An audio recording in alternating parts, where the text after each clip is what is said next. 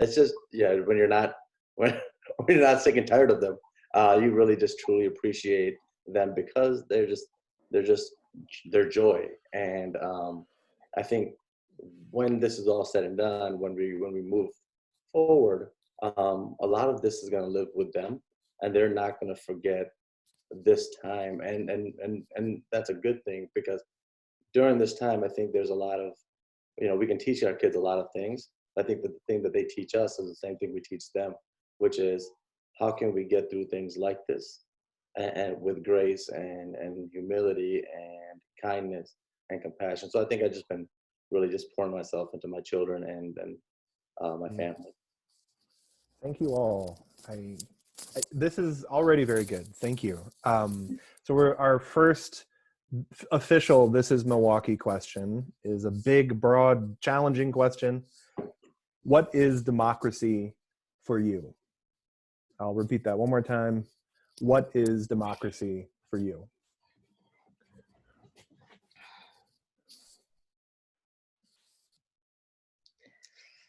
I can go first.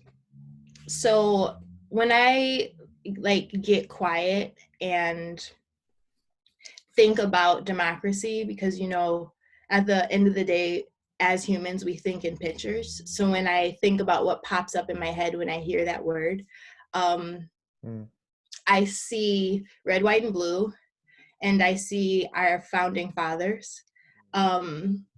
And so then it feels like propaganda to me, because it was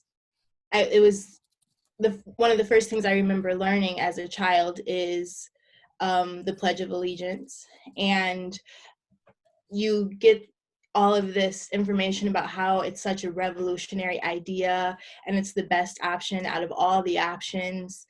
But if the people who pop in my head are people who owned people who looked like me and raped people who looked like me, it just doesn't, it's hard for me to internalize how it would be beneficial for me. So the tweak that happens is when I put the word true in front of democracy. And I don't think we've reached that. I don't think we're close, but when we really would give everyone the tools and the information and the access to advocate for themselves in the society how they really wanted to, then it would mean something real to me. Because I'm thinking, if it's as big of an idea as people say it is, then it should do something to me when I hear it. When I hear the word feminist, I get excited because of the things that I've heard that feminists have done. And then when I hear the word rebellion, I get excited, because even the French Revolution and the Russian Revolution, crazy cool stuff happened. And democracy doesn't do that for me. It falls flat. And I'm starting to think that it's a word that has become a weapon. They've weaponized it against people who look like me. So I'm really hopeful that it can get, because I think it deserves more than that. And theoretically, I think it could be executed excellently if it was given a fair chance.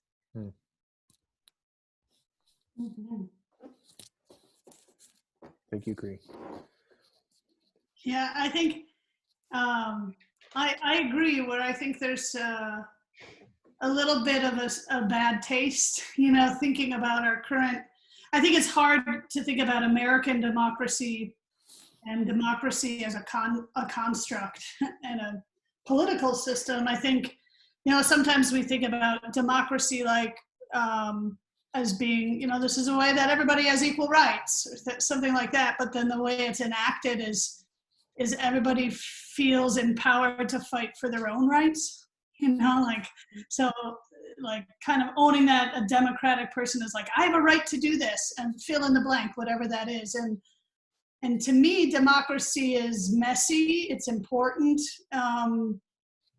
but it is a lot of, for me, being in a democratic community. And one of the things we talk about our school as leading a democratic community, and what does it mean to be a democratic school?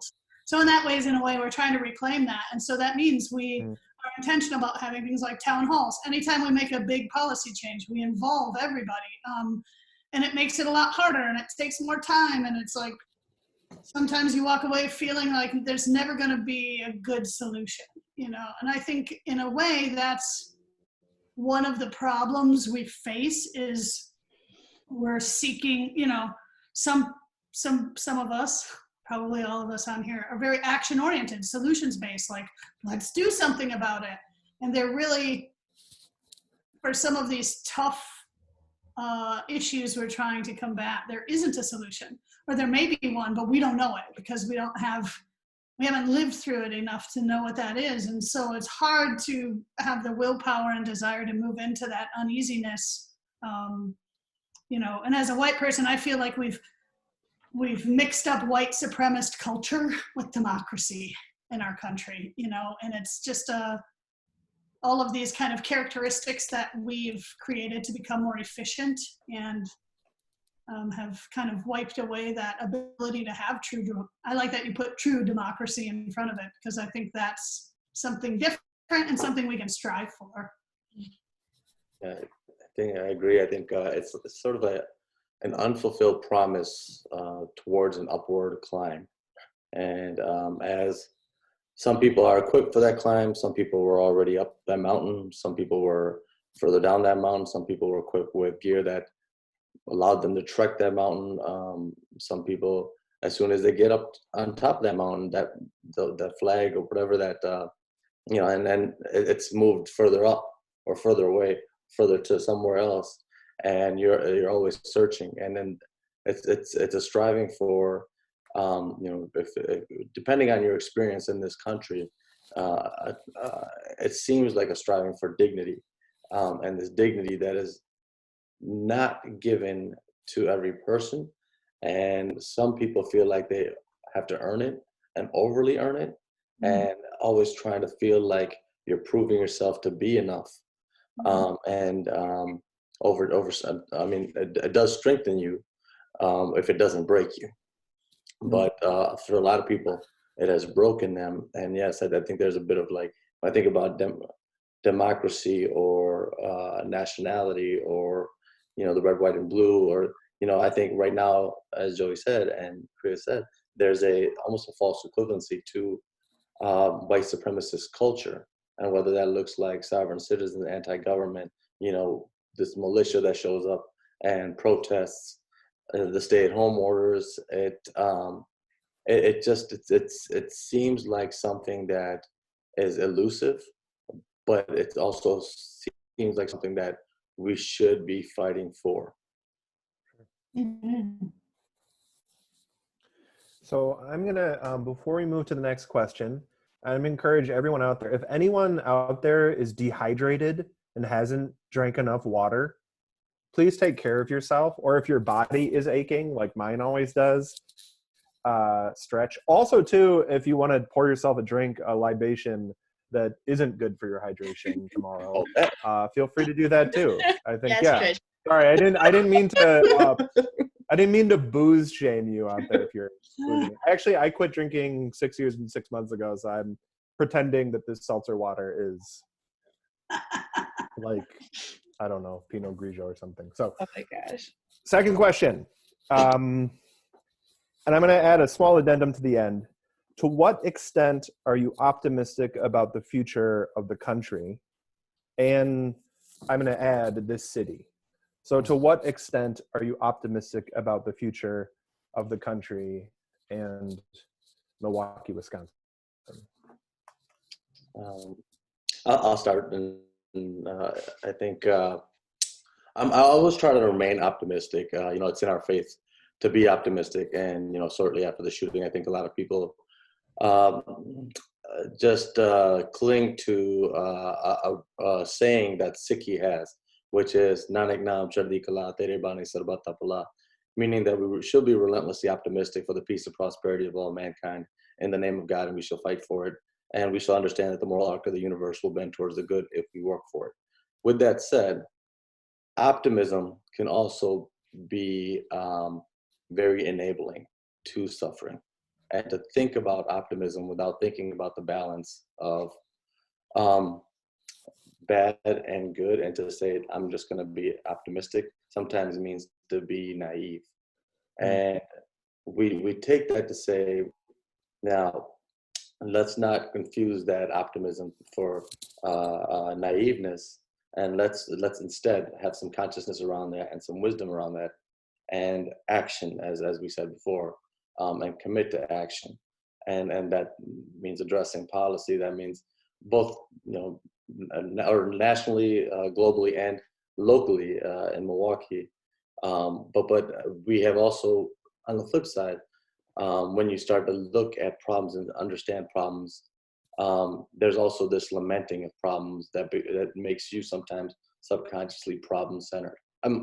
Not because you're trying to be, but because sometimes it is that we're understanding that there's a lot of difficulties, and they're very real things. So I think for me, this optimism needs to have a balance, and that balance needs to have action, consciousness around it, and I think even the word hope and faith to me are two different words. Like, hope is like, I hope something happens. Faith is that I'm gonna walk right through it, and I know that it's gonna happen eventually, but we stay committed to that action. Mm-hmm. I love that, Pardeep. Cree, can I go? Yeah. Okay. I didn't know if you were in thought. I was like, are you dying to get something out there? Pardeep, I totally agree with you. And I think I sometimes I like to wear buttons, and what I have says radical optimist. And I think that's the wheelhouse I like to live in, but I couldn't agree more with you that there's a balance, and in order to do that, you have to also be truthful and aware. So to me, though, this is by far the most exciting time, very optimistic, because I feel like, well, as an educator, I feel like the public school system is a dinosaur, and it's like systems takes a lot to move. And we always said, what's going to happen? Like, why are we still requiring calculus and not computer science? I mean, like, there's like so many things that have not changed. And so from that angle of our city and everything, I think we need a hard reset. And, not to be, Pardeep, you mentioned earlier, like, if it doesn't break you, it can be really helpful, right? And I think, of course, I wish no harm on anyone, and I don't want people to get sick, and I don't want people to die. But I do think our global community got stuck in a rut and was really driving itself off a cliff. And this has forced us to do a hard reboot. And I think one of the things I'm most excited about is I'm hopeful that the progressives, that's me, in particular are us white progressives who got in the habit of correcting folks about our own country's, my family up north who used some language that's totally inappropriate, and they learned to not use that language around me, which is cool because I'm going to call them out on it. However, I think if there's one thing we've learned from the binary dynamic of our country right now is it's not the language that's the issue. It's the root belief and how we feel about each other. And those are the hard conversations, and those are the conversations that need to happen. Those really messy ones, to really say, I want people to be waving those flags that I know that they hate me. I mean, that's what that represents, right? So like, do it, shine, show me what you're made of so that we can know where the conversation needs to start. Because I think we got to a point where we stopped having really critical conversations because we had some false sense that we were more enlightened as a country than we really are. So I'm super optimistic, not that things are gonna be better, but that we will be able to maybe enter into that process to help create change. Just real quick, Joey, I studied math in college, and I took 12 math classes that were all theoretically based. And then to get the major, I had to take a computer science class, which I did in the last trimester. And as I was taking it, I realized that I fucked up. You were right. We should study computer science and not calculus. Yeah. And if anyone is a math person and you're on mute, Too bad. Adam, if you ever want to teach math, you let us know. We'll get you in. I don't know how to do anything with numbers, though. That sounds perfect. Great. I can juggle. Yeah. Sorry, Cree. No, I just have a large echo of what Pardeep and Joey said. I mean, I don't think that you have much if you don't have hope. But on the other hand, I think my optimism for this country is directly attached to the truths that we're willing to look at and interrogate. And so until that happens, until we're willing to look at them and interrogate them and then correct them literally by means of like cash. Like people need reparations. Black people deserve reparations. Native people deserve reparations. I mean, like I said, I'm hopeful out of practice, but it's vapid noise to me until I see some action. Mm-hmm. A few years ago, America's Black Holocaust Museum devoted one of their Founders Days events to the topic of truth and reconciliation. And during that event, which is a model that was used in South Africa and many other places, and I realized in that conversation that in Milwaukee and broadly in this country, everyone wants to sprint past the truth and just get to the reconciliation. Everyone wants to be like, well, we know the truth. Let's just reconcile. And that's like going and eating frozen custard for dinner every day. Like, if you don't know what the truth is, if you haven't taken the hard look in the mirror, it's why it's truth and reconciliation, truth first, not reconciliation and white comfort. So, yeah. Thank you guys. Cool. Third question. When you think about Milwaukee and its challenges, what are the challenges that feel most pressing right now? So when you think about Milwaukee, Wisconsin, and its challenges, what are the challenges that feel most pressing right now?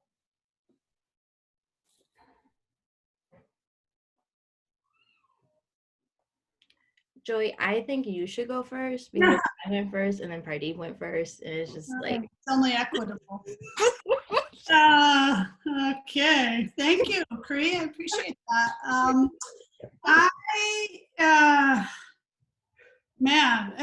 This is a tough one. I think at the forefront of my mind is education and our children. I think early on when we talked, and I said, "What do you think the theme of us?" And I noticed that Cree said something like, "I believe in children."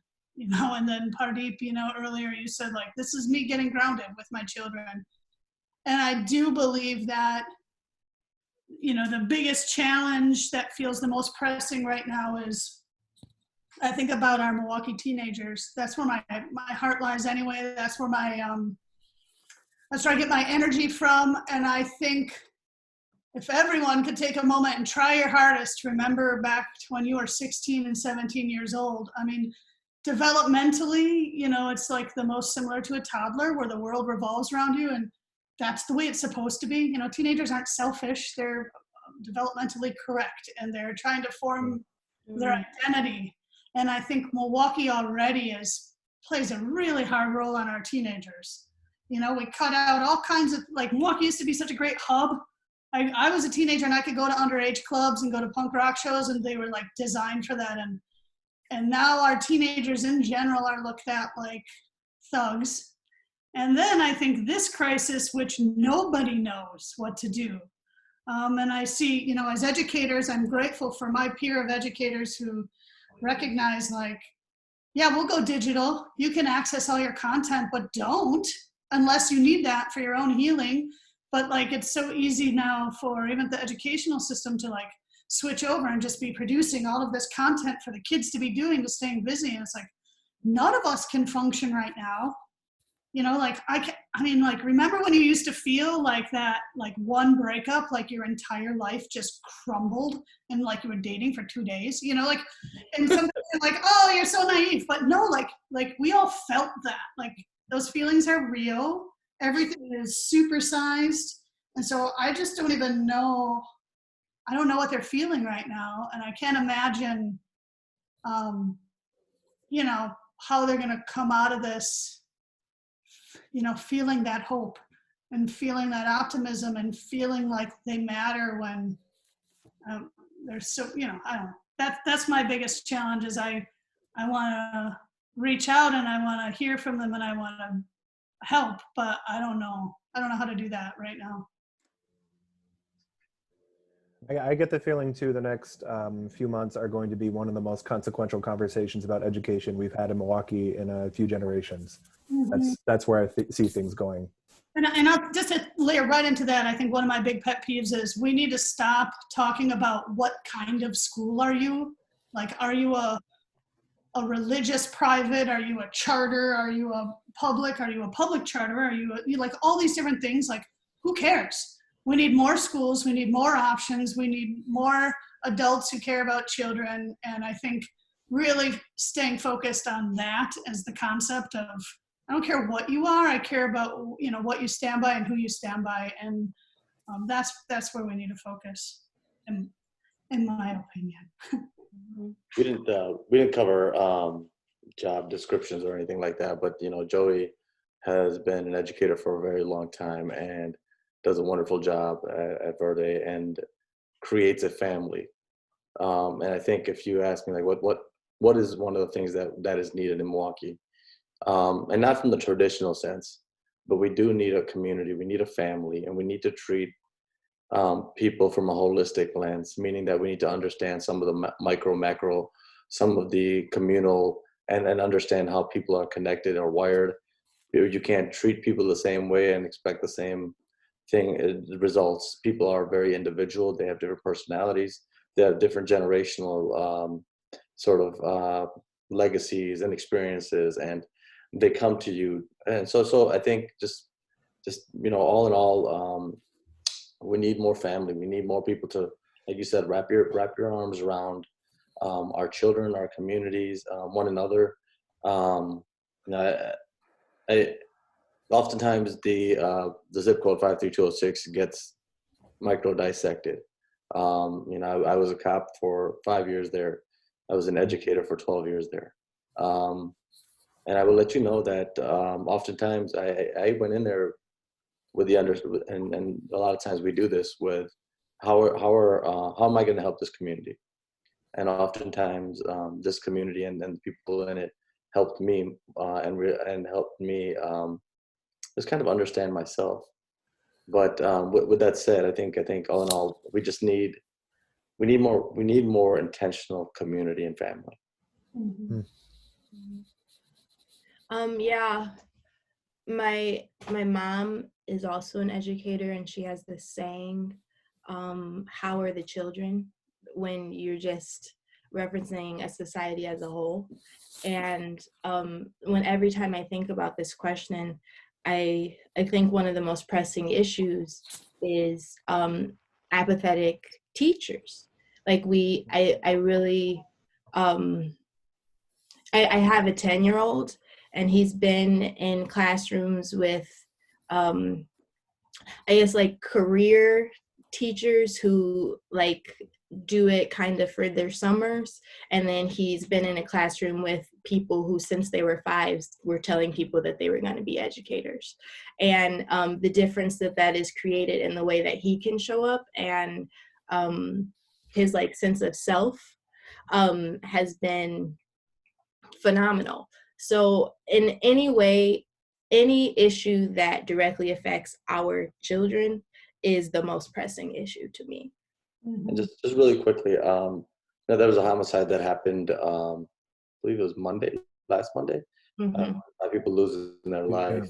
And you know, we talked about this on a previous call with faith leaders and other people from the city and officials, and they described just going to that scene and being present at that scene, and how some of the neighborhoods, they call this let me think of the word, it was like a juviocracy, where juveniles are basically the police, the educators, the community.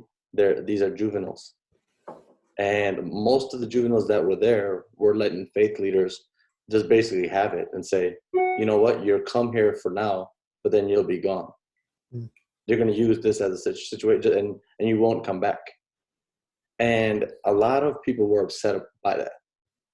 And I kind of reminded, I'm not trying to I just remember, I'm like, you know what, when pain speaks, wisdom listens. When wisdom listens, consciousness acts or finds policy or finds ways to act. If you are a leader, listen to pain. Don't be offended by it. Because they're letting you know unfiltered truth. And if we really want to get to that place, we can't shy away and say, well, you know what, it hurts my feelings. I can't listen to that. I can't, I've been doing such great work. That's great. We're all doing great work, but we can't turn off pain, because that's the canary in the coal mine. Thank you, three wonderful people. I feel love for you three right now. It's great. And if you feel that way and you're not muted, or you're muted, you can tell them later. So we have one more question, and actually, Kevin, at this point, can we open up the chat? So if you're out there and you have a comment, you have a question, put it in the chat. We'll engage with them for our last 15 minutes or so. And yeah, so the last question actually dovetails very nicely with Pardeep's comments there. What are the qualities that matter most to you in our political leaders? And I will add in our leaders in general. So what are the qualities that matter most to you in our political leaders and the leaders?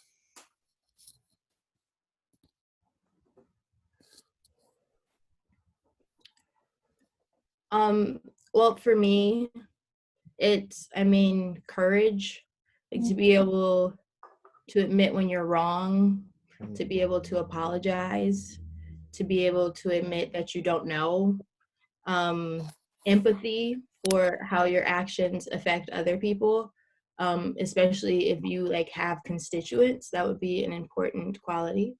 And it's funny because I watched the earlier one of these that you sent me, Adam, and you talked about how a lot of people in Milwaukee who, when they're doing the work, they get approached about running for mayor, and you spoke about how being in a political leadership role would hinder their ability to have actual power. And so when I remove the word political from political leadership, all of the qualities that I mentioned before, I say without sarcasm, because they're the leaders a lot of leaders just seem to be outside of the office. Because even Jill Karofsky got in office, and she got the opportunity to write this piece for the New York Times, and the people who got her in office are the ones who were targeted to not vote. And so they were intentionally oppressed, and it was very racially driven. And she does not mention that at all in the op-ed. She just dances around what happens. And the last thing we need, as in the last type of political leader that we need, regardless of what side of the aisle that they're on, is one that has not is a white one that has not examined their fragility or their privilege, or has not learned how to decenter themselves. So I just I was just reading that that's what we risked our life for. We risked our lives for you to not even acknowledge us. That's wild. And that's the best we can do. We got to do better.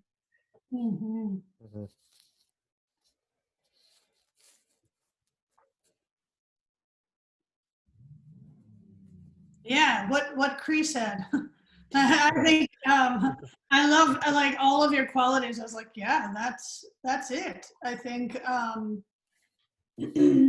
agree, with the concept of I need somebody who's willing to take action. I think courage is huge. I think people who at the very least, like, I hate binaries. I think, probably a part of even how I present, I definitely have always thought of myself as a lesbian, and I feel like we're losing the L right now in the LGBTQ. Like, all of our young women are identifying as queer, which I think is cool. But anyway, I definitely identify as a lesbian, but I also am like real gender confusing to people.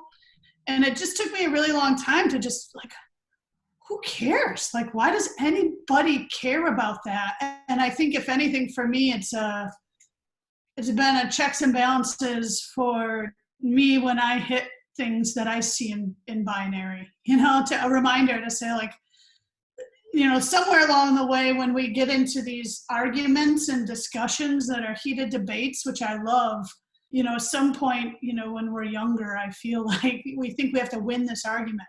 So whenever I see political debates and people who are just like driving their point home at the means of putting somebody else down, that's just super, super disinteresting to me.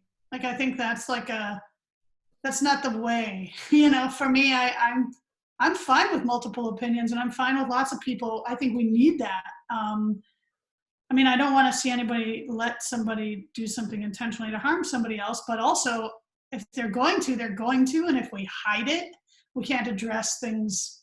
We can't create the bubbles around the people who need to be blocked by that. And in particular, I guess for me, I'm very sensitive to white people who tokenize people of color, or who bring in people of color to talk about diversity training when they haven't done the groundwork.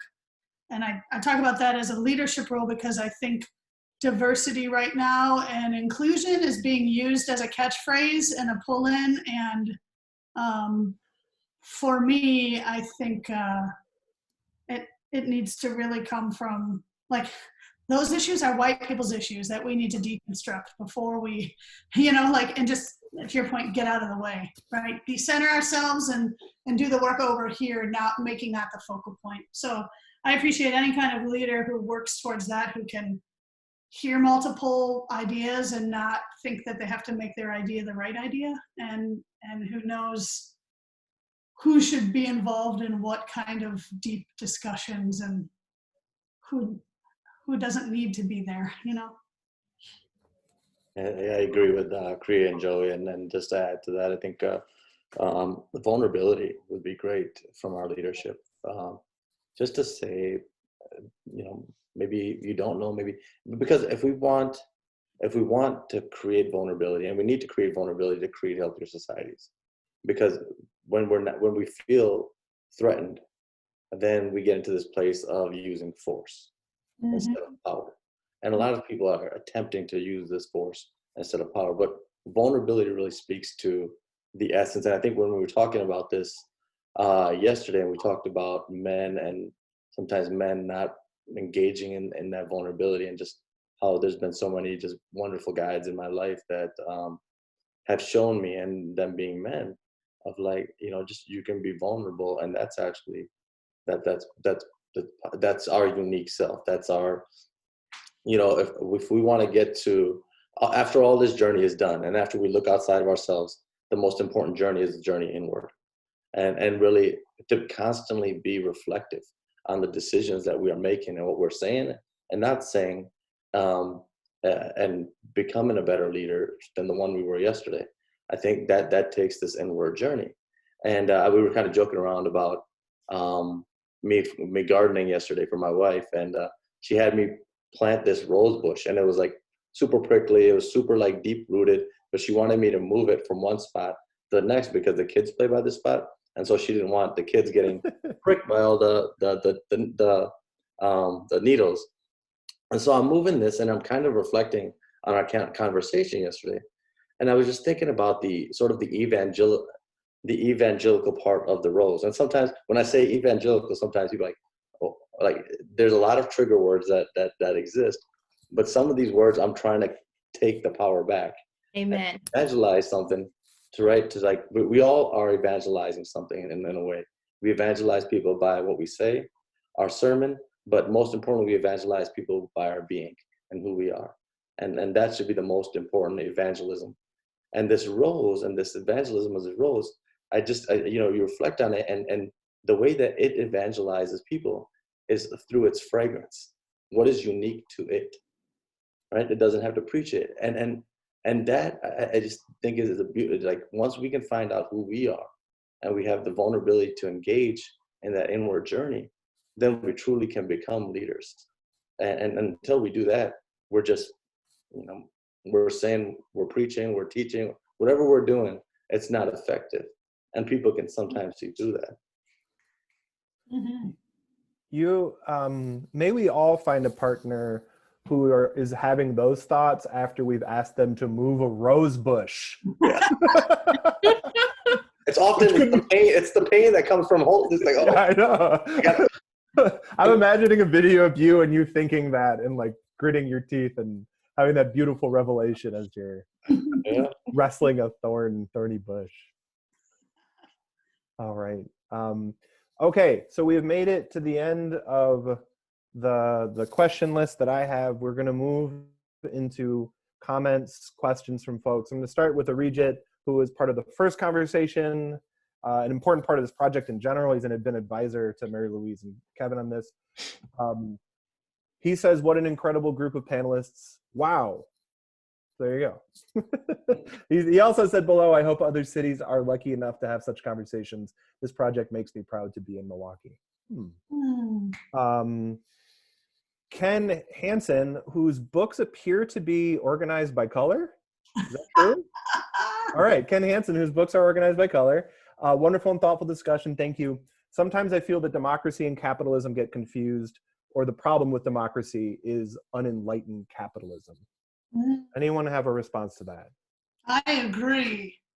I mean, I think especially when we're talking about American democracy, but I don't know if it's so much confusion or like intentional entanglement. So, because the people who have ran the democracy have always been the people who have the most financial power. Yeah. Cool. Thank you, guys. I'm trying to negotiate reading. Camille says, I love tuning in each week too, pun intended. She brings her tune to the group. Portia says she really appreciates Cree's response to be direct is truth, and it takes courage to speak truth. Sheila said, great speakers. Virginia asked a question here. Pradeep mentioned the need for more intentional community. To all three guests, what are your thoughts about how that could happen in Milwaukee more, especially after all the physical distancing of this time?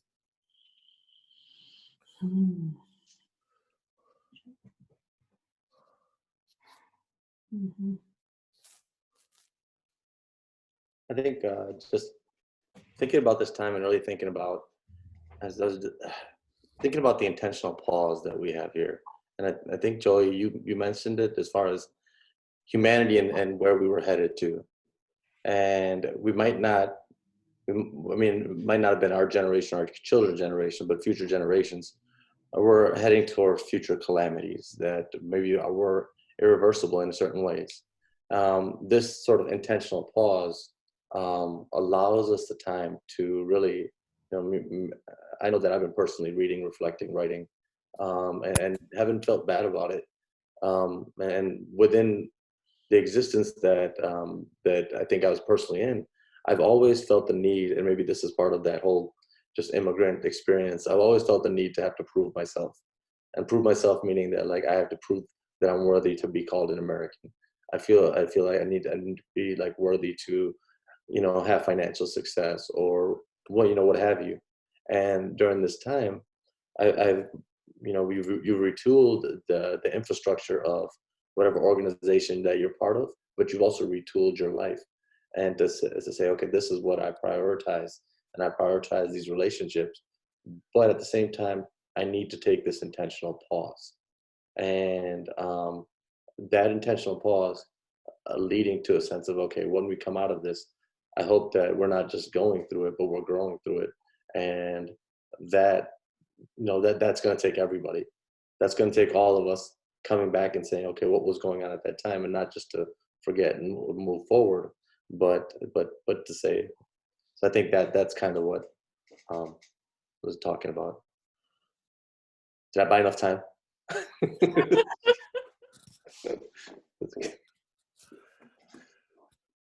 So there's a bunch of people that are writing thank yous to you guys. So make sure you scroll through and read those. Alicia Griffin, I'm going to try to read your comment, which is, Cree has a point I agree with. However, we definitely desire and deserve the political leader that you espouse. I don't see it as a reality show in this lowercase democracy. In the case of voting for Jill, we didn't really vote for her. We voted against the other dude. The same holds true with the race for president. I mean, who's in love with Joe Biden? I mean, nobody. We're, for the most part, voting to get the orange dude out, of course, in my honest opinion. So that was from Alicia. Some wonderful people sharing here. Brent. Camille has a question. Let's just do this one quick before we get to a secret, wonderful concluding thing that's going to happen for all of us that I'm really excited to get to in a few minutes. Camille, who opened with the question with the singing bowl, has some random questions. Have you learned a new skill or hobby in the last few weeks? Also, do you believe inflatable costumes are fun in this time? I love that Camille specifically asked about. So let's start with that one. Thumbs up, thumbs down to inflatable costumes being fun in this time. My God. But I don't have any, but I'm so, like, if anybody has any, I would love to be wearing one right now. Or dude, you have some hesitance. What's the... Yeah, I don't know. Yeah, I think That's just a fair. lack of experience, Joey. Okay.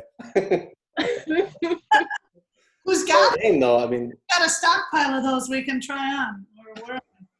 I was wearing some gloves for 10 minutes the other day, and my hands were super sweaty afterwards, so I know that would happen with an inflatable costume. Mm-hmm. And have you learned a new skill or hobby in the last few weeks?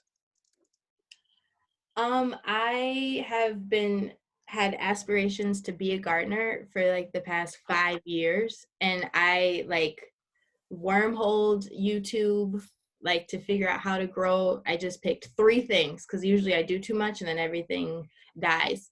But so everything is sprouted and healthy except the cilantro. So if anybody has any insight about how to grow herbs well, I'm taking it.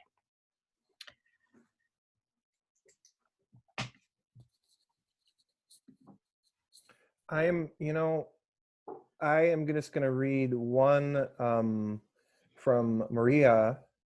I find myself frustrated with the lack of concern about the racial disparities with COVID-19 and how the media and society are acting shocked when we have all of these other stats to show racial disparity. In Milwaukee, I find myself wondering often out loud, what other statistic do you need?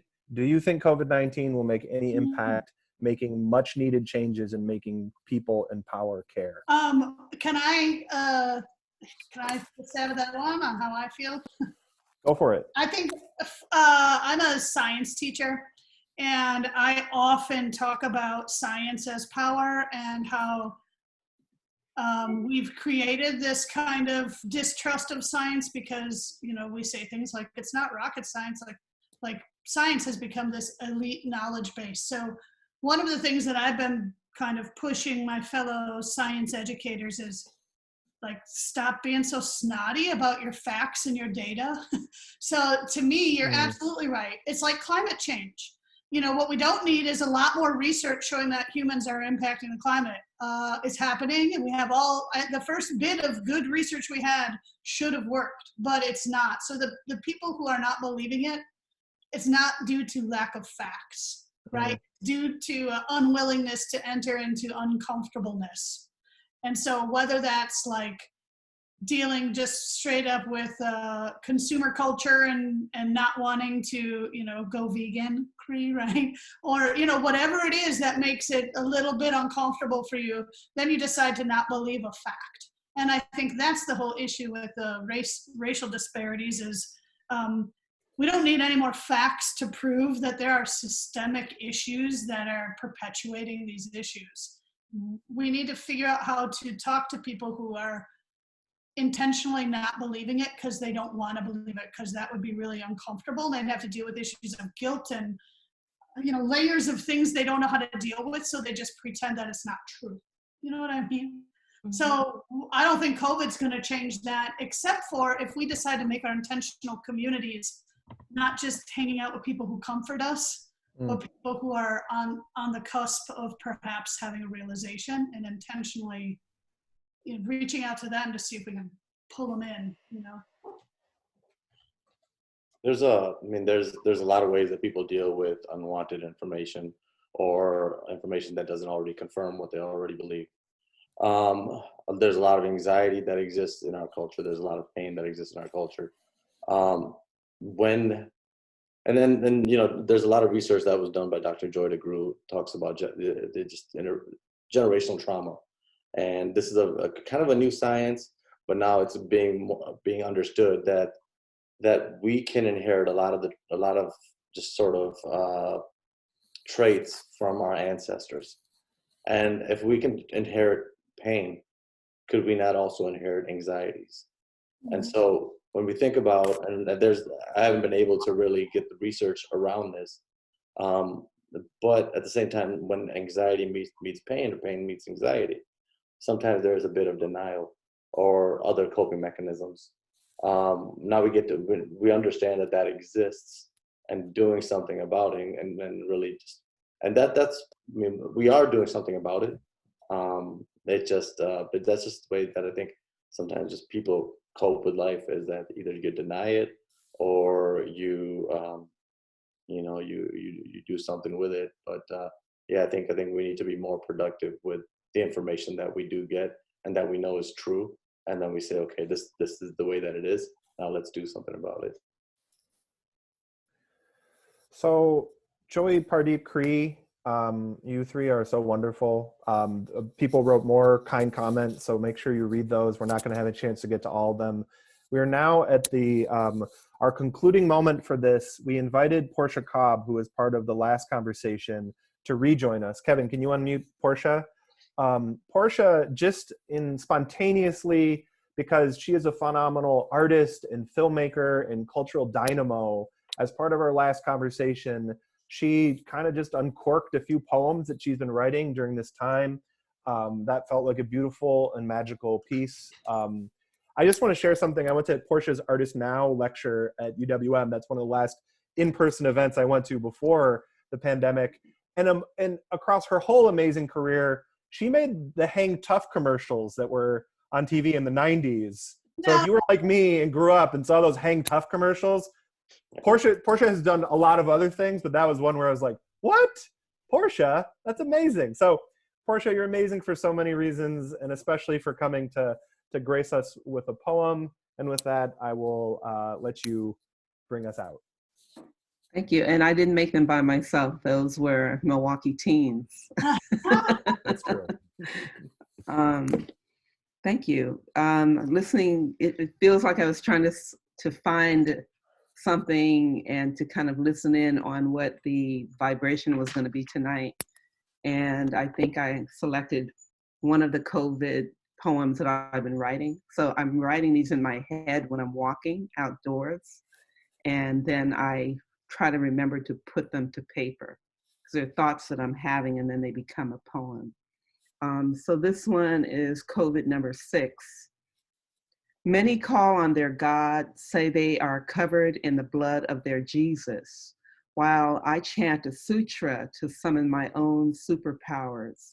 Some ask for prayer warriors. No matter what spirit or deity, it's come to this. United now from a place of channeled faith, hope, charity, and clarity. That's it. Gotcha. Thank you. Thank you. Thank you, Portia. Thank you, everyone, for coming. A reminder, this is all kind of a spontaneous response to the This is Milwaukee project. It was created by Mary Louise and Kevin. They're on Instagram and Facebook. Everyone you heard tonight participated, including Camille and Portia, participated in that project. You can hear more from them on the This is Milwaukee project. We think we'll be back for another one in a couple weeks. We're kind of just taking these one at a time. They've been really wonderful thus far. Thank you for being here with us. Thank you so much.